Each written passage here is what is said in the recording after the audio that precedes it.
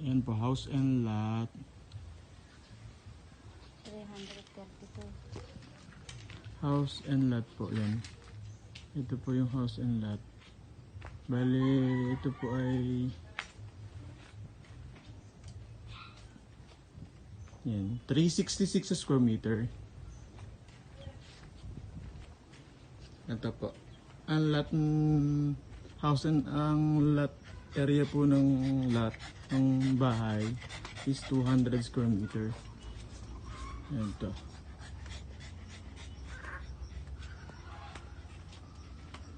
Ito po siya. Yan po yung kusina. Yan. Ito po. Kasama po yan. Yung kusina. Ito kusina po namin. Yung dirty kitchen. Yan po yung dirty kitchen namin. 90 square meter. Ito po yung loob ng bahay namin. Bali ito toilet po ito. May kasama pang bathtub. Yan. Ito po. Meron din heater. Yan po. Ito naman po yung isang lababo namin dito sa loob mismo ng house. Yan po. Ito po yung dining area. And then ito po yung isang kwarto.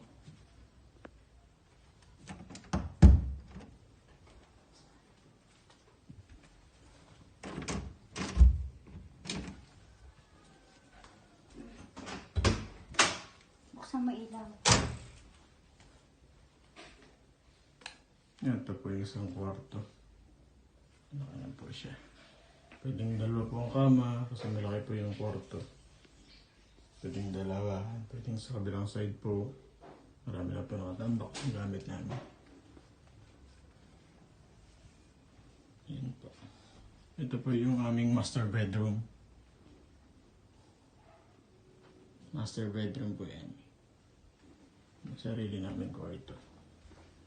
And then yung aming banyo. Ito po.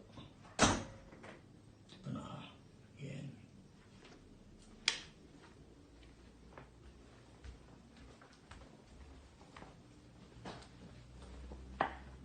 Ito po ang aming balkonahe. Terrace. Yung paikot po yan hanggang doon. Ito po yung right of way. Pasok po ang 4 wheels. Yan.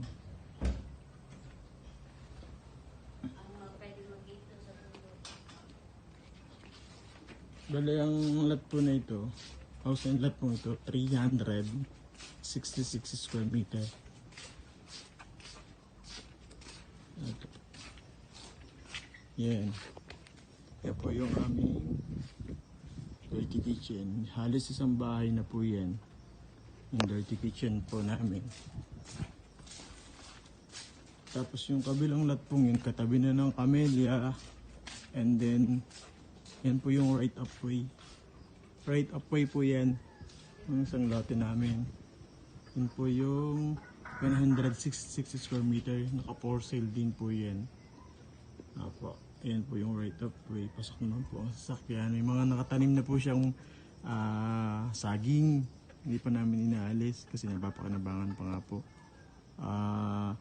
May nakatanim na rambutan, sili, kalamansi, papaya, meron pong malunggay. At the same time may mangga po at saka may langka. Meron din pong tordan din po. Yun po. Yung kabila pong yung, ano na yun, camellia na yun. Camellia na po yun. Camellia na po. Yung kabilang yun. Yan po ay 166 square meter. Kung sino man po makagusto, pwede pong yan lang ang bilhin. Pwedeng ito naman po ay, kung gusto nyo, ayaw nyo na magpagawa ng bahay, bilhin na rin house and lot namin. Bago pa po yung bahay namin, 10 years pa lang po ito nakaraan. Sige po, maraming salamat.